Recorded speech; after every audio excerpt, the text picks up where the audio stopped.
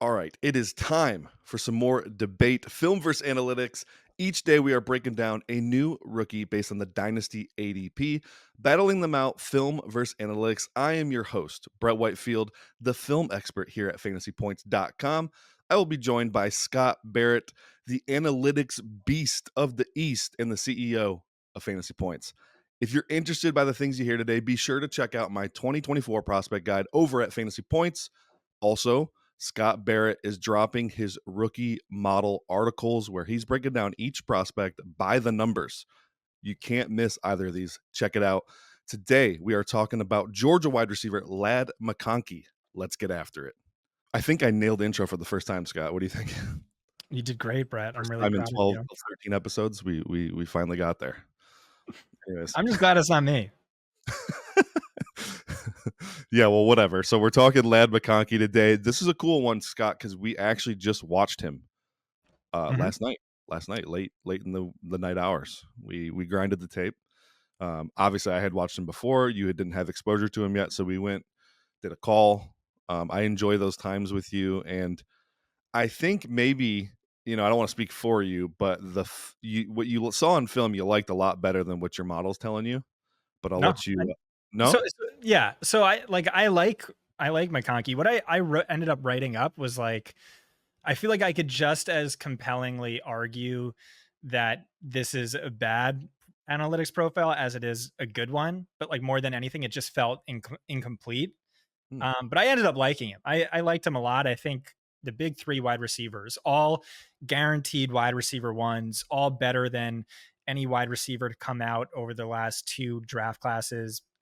I'd have the third best one ahead of Drake London, ahead of Chris Olave, et cetera. Um, and so after the big three, bunch of landing spot dependent wide receiver twos. I think McConkey has a great deal of upside. I considered putting him above Brian Thomas, who we already debated about. Um, and so, like, let me dive into the analytics here. The bio on him is he played quarterback in high school as a senior, but wide receiver before that.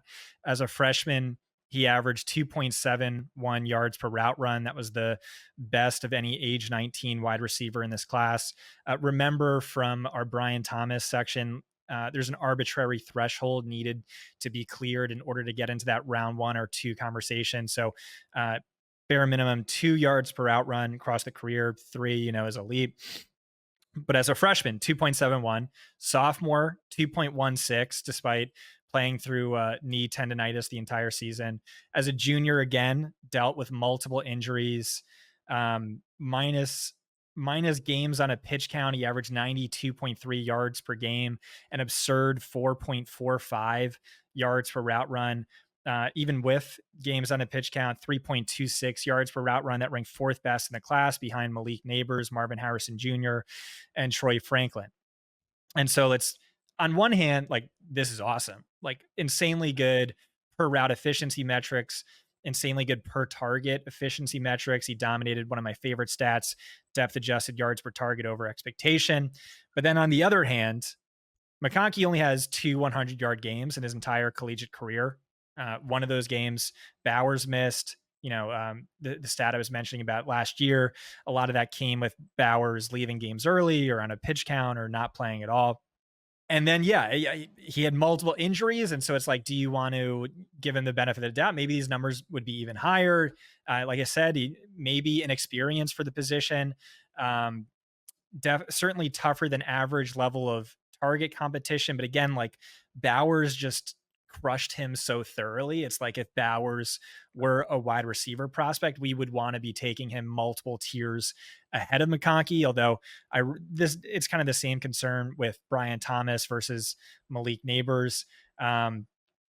Here's from my article. McConkey is a first in, last out sort of guy, scrappy, high motor, high IQ, Stop. 3.85 GPA, graduated in only 3 years, and he's sneaky athletic. 77%. 77 percentile sport score. I think it was like a 98th percentile short shuttle. But breaking a key stereotype, he's not just slot only. He was lined up on the outside in 79% of his routes last season, averaged 3.15 yards per route run. That was the third best single season mark from any wide receiver in this year's class. That said, he did struggle against press coverage, according to PFF. And I've heard from film people, he struggles against physical cornerbacks. And he did average 2.84 yards per route run in the slot versus 2.3 from the outside. So, like, I'm actually rooting for on draft day his GM to say, he could play inside or out, but we like him as a slot. I think that's actually what I'm rooting for. But yeah, on the whole, again, like the wide receiver class isn't living up to the hype analytically, but this is a player, me, the upside wins championships guy. I see a great deal of upside, and he's someone I'm getting excited about. I can't believe you said sneaky athletic. God. I just had to get all of those in there, all the Yeah, cliche stereotypes. there's nothing sneaky about his athleticism. It's Yeah, real. no, you're It's right. legit. You're right. We put on the Right. tape and it sticks out like a sore thumb right away. Dude Mhm. is absolutely gifted physically. Um, yeah, I like most of what you said. I think there's going to be not a ton of debate here. I see Ladd McConkey as an NFL ready route technician. You can definitely make the argument based on landing spot. Um, he should go in rookie drafts higher than Brian Thomas Jr. or whatever. I mean, he's ready to compete right now at the NFL level. I love that about him. He's a vertical threat maven as well. And maybe this is where the sneaky athleticism kicks in, but this guy he's got a really, really good vertical skill set. He's got the ability to stack defenders, play in the blind spot. He wins on go routes. He wins on double moves. He wins on posts. I mean, we saw it all on the tape. I mean, he truly has a full vertical route tree. The only thing that really holds him back, you mentioned, he can get a little beat up on press. I think that is a problem. Positional versatility. You mentioned the inside out stuff, Scott. I love that for him as well. I tend to think he should be more on the outside. And when we get to my player comp, you'll see why. I think he's got some underrated rack ability as well. The thing that really stood out when we watched him is that transition time from catch to run is crazy fast. He has a natural feel for what's going on behind him. So when he catches the ball, he knows immediately what to do. There were a lot of instances where he's slamming the brakes, running through different angles, completely resetting the angle of pursuit. Really good stuff. I don't think he's a guy that's not going to play. He's not going to play through contact after the catch or anything like that, but he's going to make some guys miss it here and there. Got really good vision and speed in the open field. So I think he's an underrated um, rack threat. And Georgia felt that way. Obviously, they gave him a lot of design touches as well. So, um, downside with McConkey, we talked about the play strength, getting beat up at press. It happens all over the route in the route phase, the drive phase. If he's got a physical corner on him at the top of that stem, you can see him get redirected pretty easily. We did see a few instances of that where I'm not talking like minor disruption. I'm talking like dude will go flying 2 yards the wrong direction while he's running a route. Not great. At the catch point, you see it pop up too, man. He just doesn't hold up through that contact window. For a guy who might be tasked to play in the slot, that is a red flag to me. You need strong physical hands at the catch point over the middle of the field. If he can't survive against press on the outside, he's not going to make a living over the middle of the field running, crossing routes into traffic and stuff like that. I think he can do it, but he's got to work on that play strength overall. Well, and then the injury history is probably a concern with that as well. Yeah, and that might be why he had the injury history. Just doesn't have that play strength right now. He's got to add a little muscle to the frame. He is lean. I mean, when you watch him, he does look lean. So, especially I juxtapose him and Purcell a lot, Ricky Purcell, because I think they're very similar players. Ricky, they're similar in weight, but you can see a lot more muscle tone and like a thicker frame to He Ricky. took Where some hits. he did, and he held up great against contact in the contact window. Mhm. So, I that's the juxtapose there. If you wonder why I have Ricky a little ahead of McConkey in my rankings, that I think that's the deciding factor for me.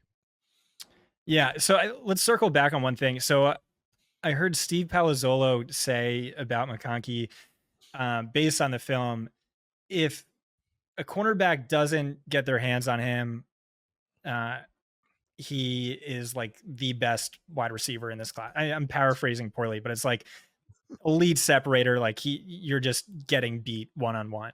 But if a cornerback gets his hands on him, it's just over. Like pushes him off of his route.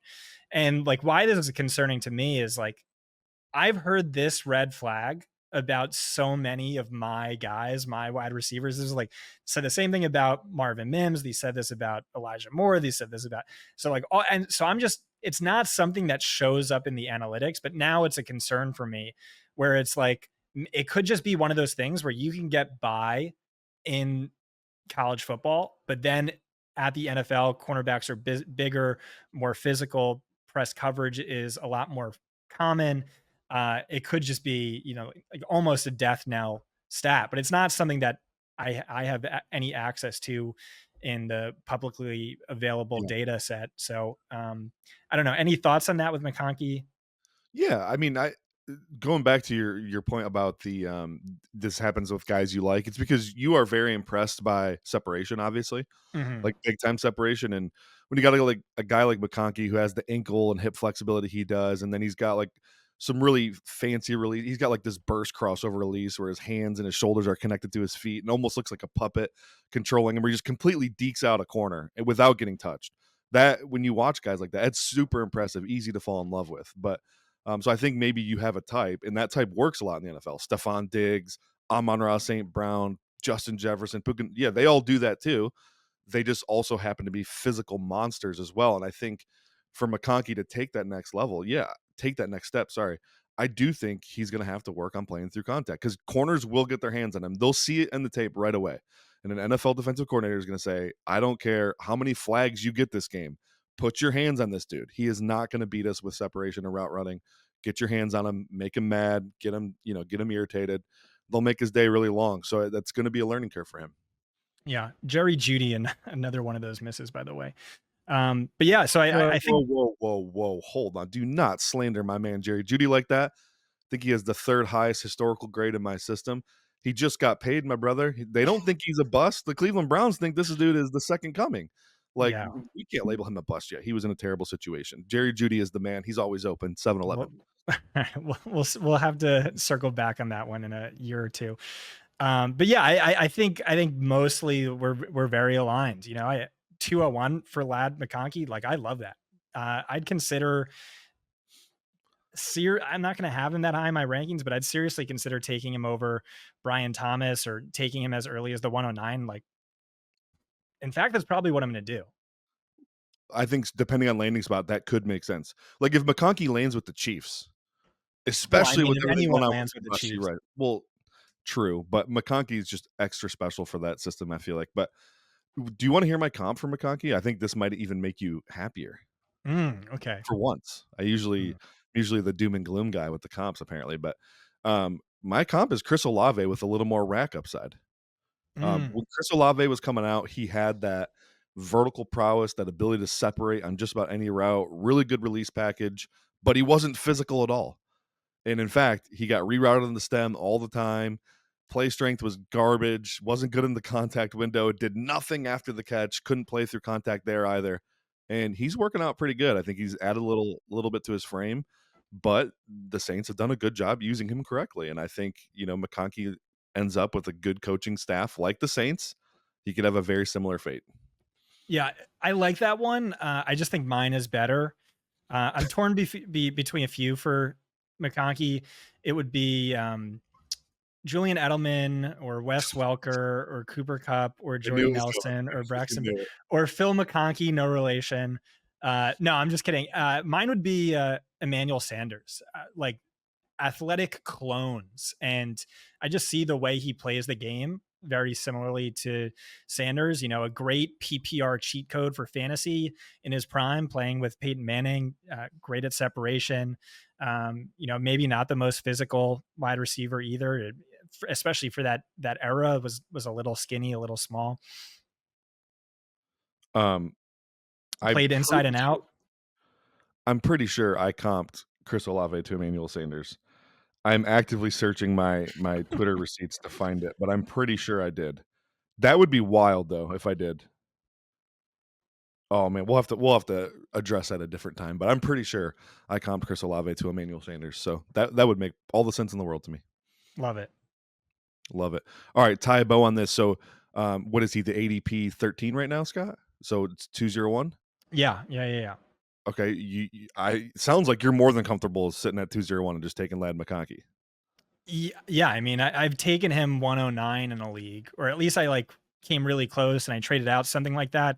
I'm gonna have Brian Thomas Jr. ahead of my rankings, but that's really just me kind of uh Projected cowering draft to capital. projected draft Yeah. capital and your film score. But yeah, I don't know. I like McConkey a lot. Yeah, the film score is relatively tight though, right? I mean, I know I have a first round grade on Thomas, but McConkey's right on that cutoff for me. So I mean, I think it's pretty tight. But Ooh. um, All right. Well, who knows? Yeah, like I said, I'm in the rough draft stages of my wide receiver article, so maybe I'll flip them in my actual rankings. yeah, the tough thing head to head, by the way, is I'm being told more and more that Thomas is actually probably a top 15 guy lock right now, Yeah. which is crazy. I know the Circa book dropped yesterday and they have him at 17 and a half. It's tough if he gets top 12 draft capital. I mean, he's definitely going ahead of McConkey in rookie drafts, unfortunately. But Right. so, anyways, that's going to do it. Have a good one. Shout off in the comments. Let us know what you think.